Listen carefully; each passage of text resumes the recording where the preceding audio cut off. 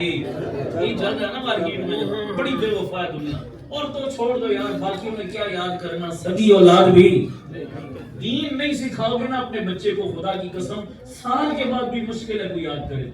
تمہیں یقین نہیں آتا؟ تم قبرستان میں قبروں کے ڈیزائن دیکھو، تمہیں اجڑی ہوئی قبریں چیخ چیخ کر بتا رہی ہوں گی کہ پچھلے ہمیں قبروں کا اجڑا پن اور ویرانی. مرے ان کو زیادہ عرصہ نہیں گزرا، 2-4 سال گزرے، لیکن قبروں کی ویرانی بتا رہی ہے کہ پچھلے اپنے باپ کو کیا کر چکے ہیں، پچھلے اپنی ماں کو کیا کر چکے ہیں. ہمارے ایک دوست ہیں اسلام آباد میں، ان کے والد صاحب کا انتقال ہوا تو پنڈی میں ہمارے قریب ان کی قبر بنی. نصیب ہوتا ہے انسان کا جہاں اللہ حالات بنا دیتے ہمارا، وہاں قریب ان کی قبر بنی. تو یہ پچھلے 1-2 سالوں میں بارشیں بہت، 2 سال پہلے کی بات ہے غالباً، اس سال کی بارشیں ہوئی کافی نا. تو میں نے ان کے بیٹے کو کہا یار بارشیں ہو رہی ہیں بہت، تو پختہ کرنا قبر کو ویسے تو درست نہیں، لیکن کم از کم ایک ضرورت کی حد تک علماء کہتے ہیں سائیڈوں سے اتنا ٹھیک کر دو کہ کم از کم پانی قبر کے اندر نہ جائے، قبر بیٹھ نہ جائے ہمارے یہ مٹی کے کچے علاقے. بیٹا اسلام آباد اچھے خاصے کھاتے پیتے کرانے کے، پڑھے لکھے. بیٹا کہتا ہے مولانا صاحب میرے پاس تو ٹائم نہیں. آپ ایسا کریں کسی مزدور کو، مستری کو لگا دیں، کسی بندے کو بھیج دیں، جتنی بھی پیمنٹ ہوگی میں کر دوں گا، میرے باپ کی قبر ٹھیک کروا دو. مجھے بڑی چوٹ لگی اس کا یہ جملہ سن کر. اس نے بڑے نارمل انداز میں یہ بات کی جیسے کوئی معاملہ ہی نہیں ہے. اتنی بے وفا. سگا بیٹا کہہ رہا ہے، باقی رشتہ داروں کو چھوڑو، ہزاروں مثالیں ہم روزانہ دیکھتے ہیں. میں نے کہا یار مجھے دکھ بڑا ہوا اس کا یہ جواب سن کر. میں نے کہا چلو میں کرا دوں گا، ثواب کا کام کوئی بات نہیں، میں کرا دوں گا یہ کام. لیکن مجھے بتاؤ تو صحیح آپ کے والد کی قبر ایگزیکٹ ہے کون سی؟ پاکستان میں تو بہت قبریں ہوتی ہیں، یاد نہیں رہتا. تو میں نے کہا نشاندہی کر دو کہ بھئی یہ میرے والد صاحب کی قبر ہے. خدا کی قسم سگا بیٹا 4 سال کے 3 سال ہوئے تھے باپ کو مرے، کہتا مجھے باپ کی قبر نہیں یاد ہے. قبریں چیخ چیخ کر بتا رہی ہیں تمہیں پچھلی دنیا بڑی بے وفا ہے. خدا کی قسم ان بچوں کی خاطر تم حرام کماتے ہو، رشوتیں لیتے ہو، دوسروں کے منہ کے نوالے چھینتے ہو، ظلم و زیادتیاں کرتے ہو، سارا دن بازاروں میں 2 نمبریاں کرتے ہو. کس کا پیٹ پالنے کے لیے؟ بولو یہ مال کس کے لیے کما رہے ہو؟ چھوڑ کر چلے جاؤ گے یہ سب کچھ. اور یاد رکھو میں قسم کھا کے کہتا ہوں حرام کے مال پر پلی ہوئی اولاد نہ خدا کی وفادار ہوتی ہے نہ ماں باپ کی وفادار ہوتی ہے. تم سمجھتے ہو کہ یہ بچے تمہارے لیے خیرخواہ بنیں گے؟ حرام کے ٹکڑوں پر ان کو پال کر تم ان سے نیکی کی توقع رکھو. بڑا بے وقوف ہے وہ باپ، بڑا قابل رحم ہے وہ باپ جو سمجھتا ہے کہ حرام کھلا کر میں اپنے بچے کو بھیجتا ہوں کہ یہ دیندار بن جائے، یہ شریف بن جائے، یہ اچھا بن جائے، یہ نمازی بن جائے. خدا کی قسم کبھی دیندار نہیں بن سکتا.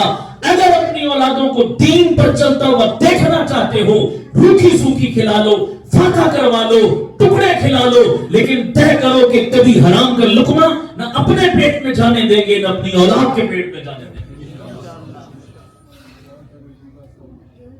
تو خیر اولاد کو دین نہیں سکھایا تو پھر یہ صلہ ملے گا تمہیں سالانہ. یہ سالانہ والا بھی اب کم ہو گیا سلسلہ. اب کئی سالوں میں نہیں یاد آتی، خدا کی قسم بھول جاتے ہیں سارے.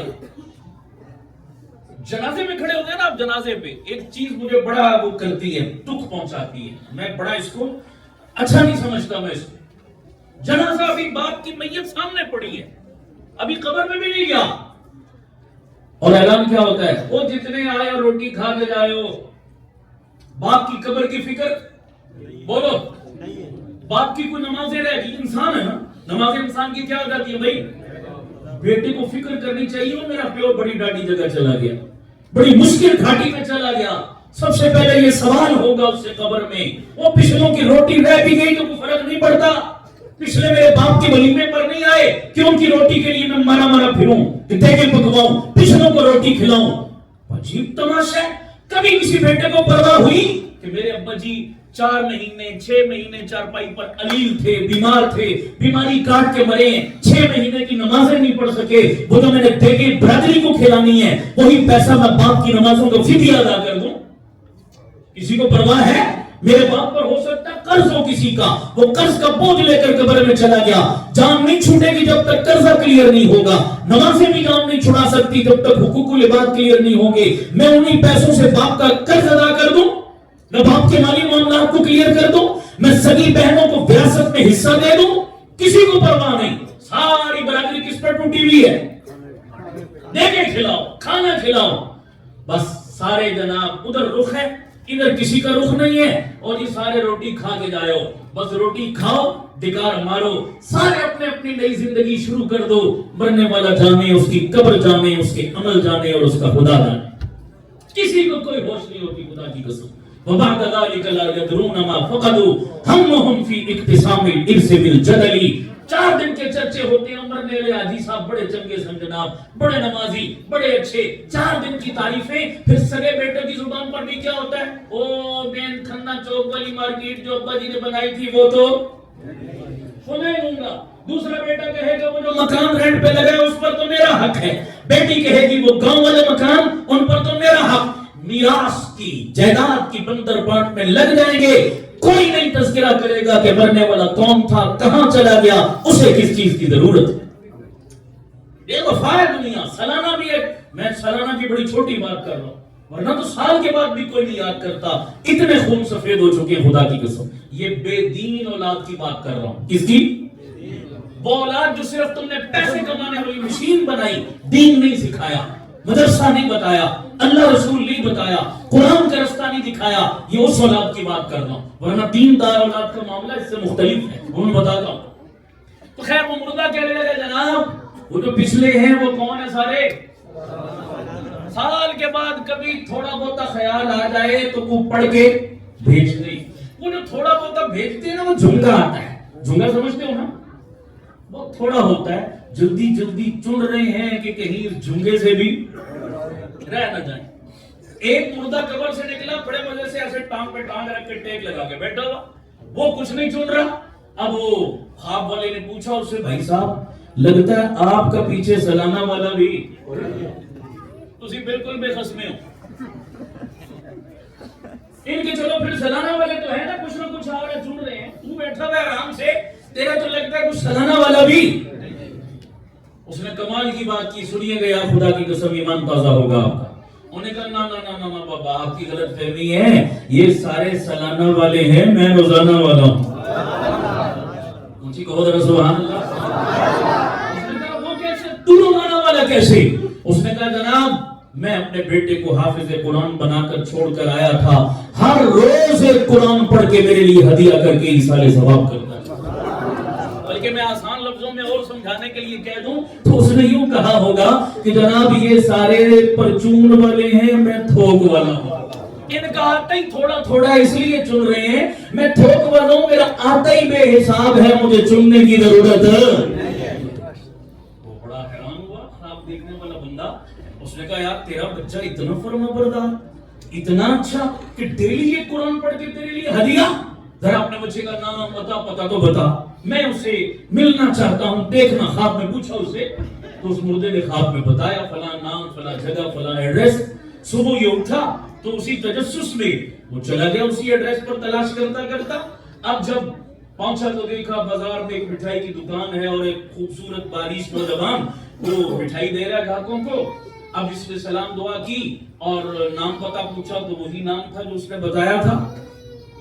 اس نے کہا جناب کرتے کیا ہو؟ اس نے کہا جی میں مٹھائی کا کاروبار ہے، مٹھائی بیچتا ہوں. تعلیم کتنی ہے تمہاری؟ اس نے کہا جناب حافظ قرآن ہوں.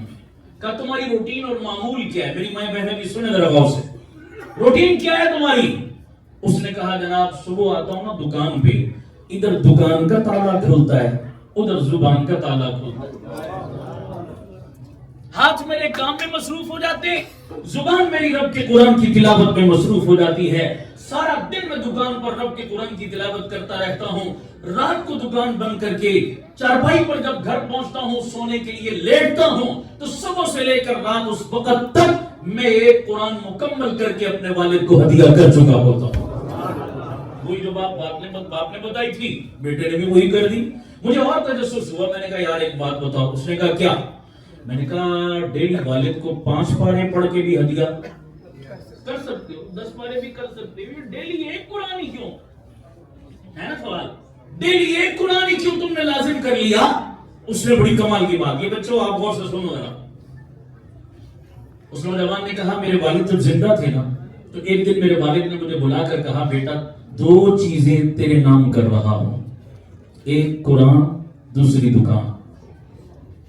ایک دکان تیرے نام کر رہا ہوں، تجھے دے رہا ہوں یہ بزنس سارا بنا کر، دوسرا قرآن میں نے تیرے سینے میں ڈالا، تجھے حافظ قرآن بنایا، تو میں نے تجھے 2 چیزیں دی، ایک دکان اور دوسرا۔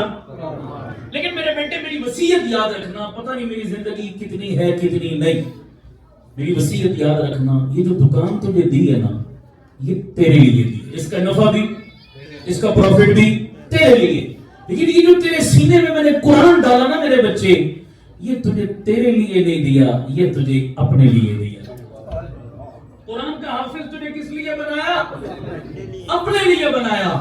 میرے بچے میری زندگی کا کوئی پتہ نہیں، اگر میں کل مر جاؤں نا اس دکان کا پروفٹ پورا ملے نا تجھے تو میرے ساتھ بے وفائی نہ کرنا، قرآن کا نفع بھی مجھے پورا پہنچانا۔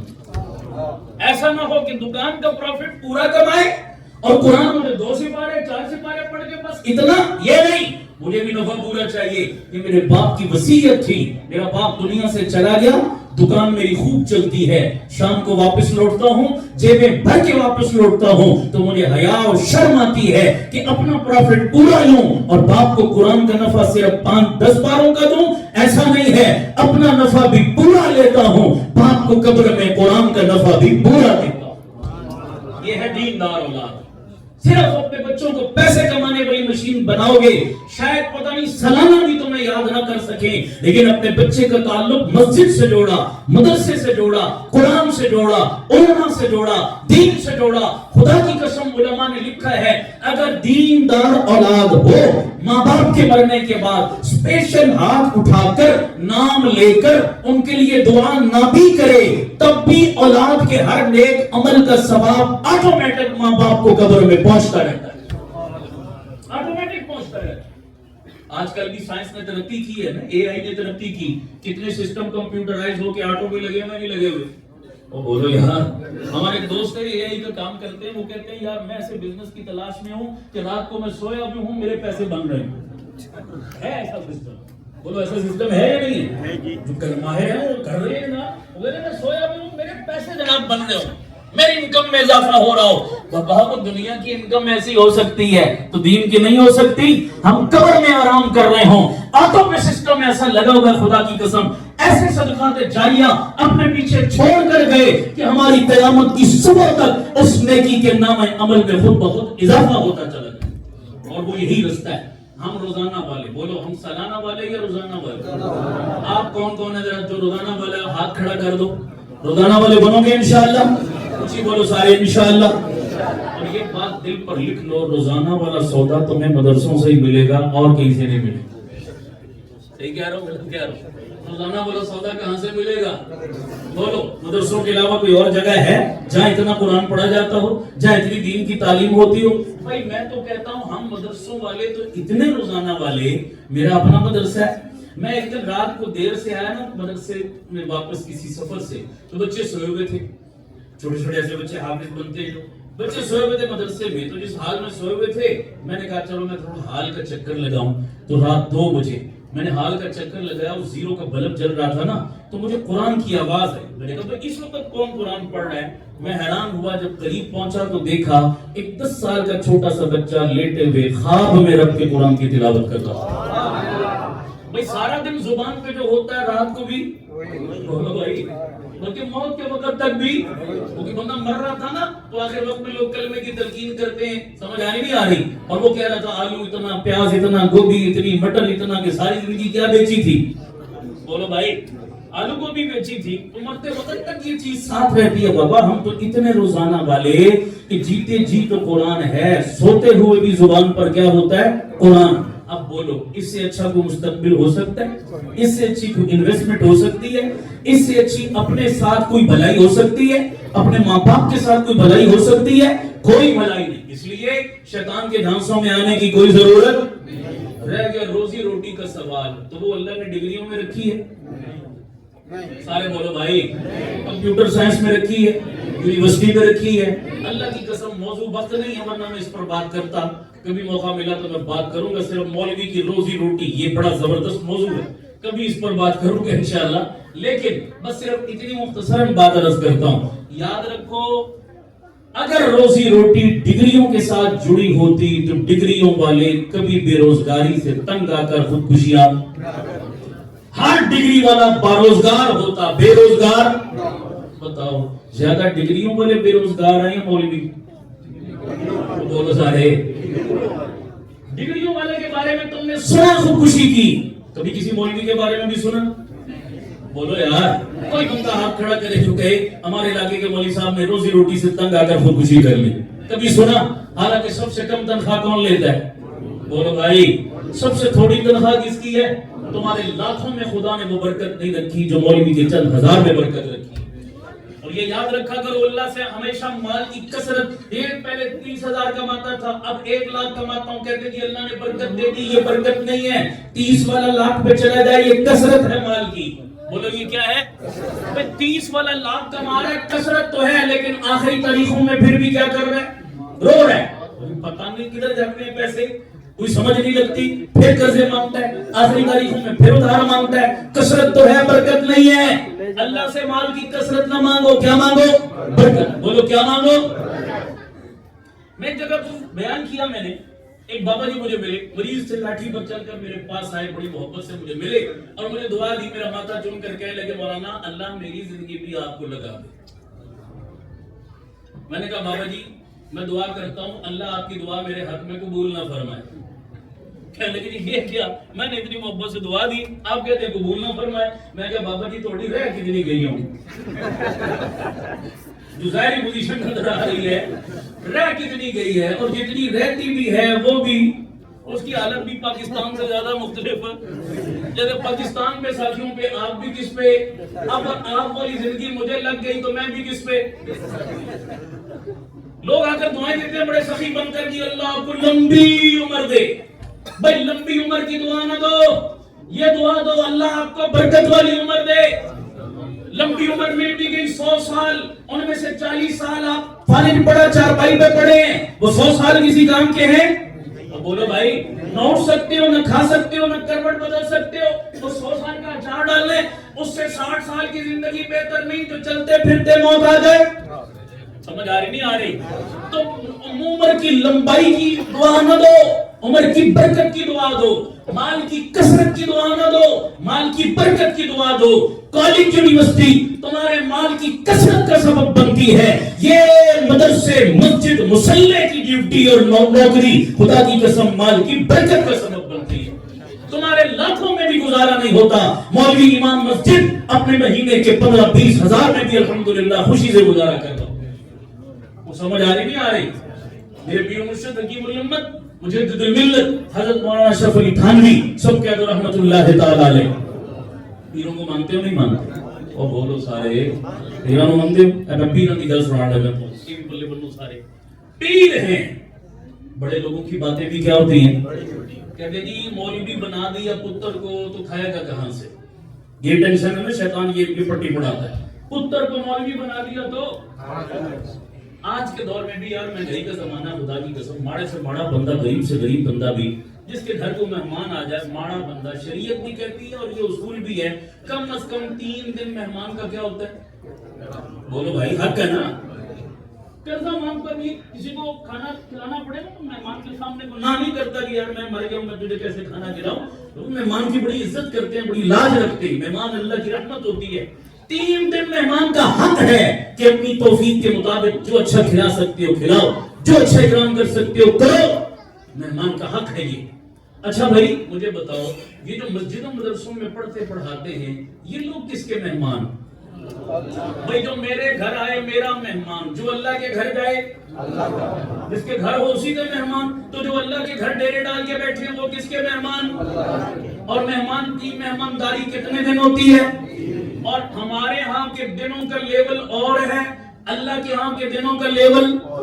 وہ لیول کیا ہے جناب؟ ہمارے دنیا کے 1000 سال ملاؤ تو اللہ کے ہاں کا 1 دن بنتا ہے. یہ میں نہیں کہہ رہا، اللہ قرآن میں کہتا ہے ان یوما عند ربک کالف سنہ. اللہ کہتا ہے تمہارے 1000 سال میرے ہاں کتنا؟ 1 دن. تو اللہ کے 3 دن پھر کتنے ہوئے؟ بولو سارے یار. اللہ کے ہاں کے 3 دن ہمارے 3000 سال. تو حکیم تھانوی فرماتے ہیں جناب جو مسجدوں مدرسوں میں آ کر اللہ کے در پہ ڈیرے لگا بیٹھے ہیں نا, ہمارے جیسا بندہ بخیلی نہیں کرتا مہمان کے لیے. وہ سخیوں کا بادشاہ کیسے بخیلی کر سکتا ہے؟ اللہ کہتا ہے 3000 سال تک تو یہ میرے مہمان ہیں, میں کھلاؤں گا ان کو, اس کے بعد آ کر پوچھنا کھائیں گے کہاں سے. مولوی بن گیا کھائے گا کہاں سے؟ کیسی پٹی تو میں شیطان پڑھاتا ہے. اتنا کمزور ایمان ہے.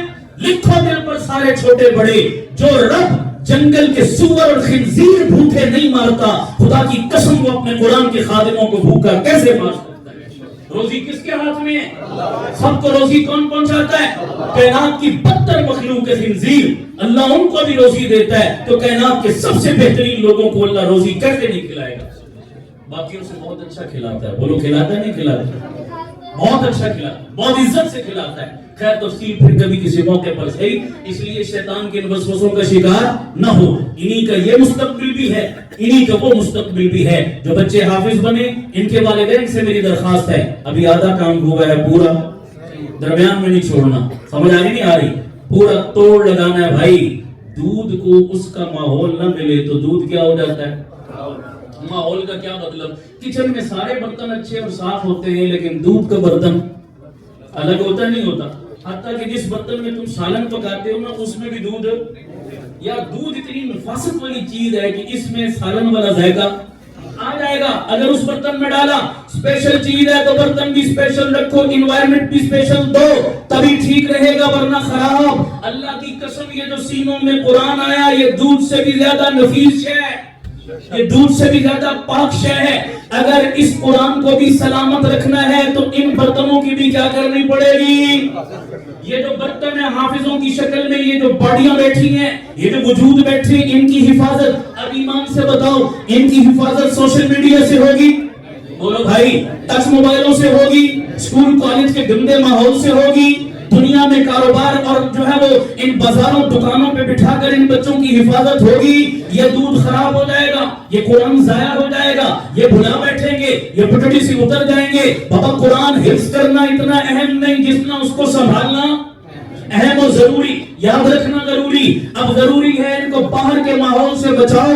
اگر قرآن سلامت رکھنا چاہتے ہو, ان بچوں کو اپنی آخرت کا سرمایہ بنا کر رکھنا چاہتے ہو, تو نیت کرو ان بچوں کو اس ماحول سے اس کے بعد بھی الگ نہیں ہونے دیں گے انشاءاللہ. یہ بچے آپ کی دنیا نہیں ہیں, یہ بچے آپ کی آخرت. بولو کیا ہے آپ کی آخرت. یہ تبھی بنیں گے آخرت, یہ بچے قرآن سے جڑے رہیں, مسجد سے جڑے رہیں, مدرسے سے جڑے رہیں, دین پڑھنے پڑھانے سے جڑے رہیں, حافظ بنے ہیں. نیت کرو ان بچوں بچیوں کو عالم عالمہ بنائیں گے انشاءاللہ. عالم عالمہ بن گئے, نیت کرو ان کو مسجد مدرسہ بنا کر دیں گے, ان کو دین سے جوڑیں گے, تاکہ ہماری نسلوں کے لیے یہ کام چلتا رہے, آٹو سسٹم پہ لگا رہے, اور قبر میں برابر اس کا ثواب ہمیں پہنچتا رہے. کون کون ارادہ کرتا ہے انشاءاللہ؟ سب ارادہ کرتے ہو. اپنا تعلق مسجد مدرسے سے مضبوط کرو گے, جانی مالی تعاون کے ساتھ مضبوط کرو گے انشاءاللہ. اپنے مال بھی خرچ کرنے کی نوبت آئے نا, فضول جگہوں پر نہ خرچ کیا کرو. اللہ چاہ جو کچھ تھوڑی بہت آمدن میں بچت کوٹا رکھو, کوٹا رکھو اپنا جناب. کئی لوگوں کو میں نے دیکھا ہر سال مری جاتے ہیں, کمان نرام جاتے ہیں. میں نے کہا تمہاری آمدن بڑی محدود سی ہے, یہ ہر سال کیسے چلے جاتے ہو مری اور کمان نرام کے ٹرپ کرنے؟ کہنے لگے جی ہم نے گھر والوں نے سب نے کوٹا رکھا ہوا ہے, اپنی بچت میں سے کچھ پیسے روزانہ ڈبے میں ڈالتے ہیں, کمیٹی ڈالتے ہیں, وہ بچت کرتے ہیں اپنی اضافی, تو تھوڑے تھوڑے جوڑ کر سال میں ہمارا شوق ہے ہم سارے ٹور پر چلے جاتے ہیں. میں نے کہا کمان نرام کے لیے بچت کر سکتے ہو, رب کے قرآن کے لیے کیوں نہیں کر سکتے؟ رب کی جنت کے لیے کیوں نہیں کر سکتے؟ بجٹ میں سے نکالو, نکالنا پڑتا نکلتا نہیں ہے. تھوڑی بہت ہی گنجائش رکھو. یار اللہ تعالیٰ نے مجھے 10,000 کی روزی دی تو انشاءاللہ 500 روپے میں کہاں دوں گا؟ میں مدرسے میں دوں گا, میں اللہ کے دین کے لیے دوں گا, میں قرآن پڑھنے پڑھانے والوں پر خرچ کروں گا. اس سے اچھی کوئی جگہ خرچ کرنے کی نہیں ہے. ارادہ کرتے ہو سارے انشاءاللہ. اللہ ہمارے مالوں کو, جانوں کو, صلاحیتوں کو قبول فرمائے. یا زندہ ملاقات باقی. آخر دعوانا ان الحمدللہ رب العالمین.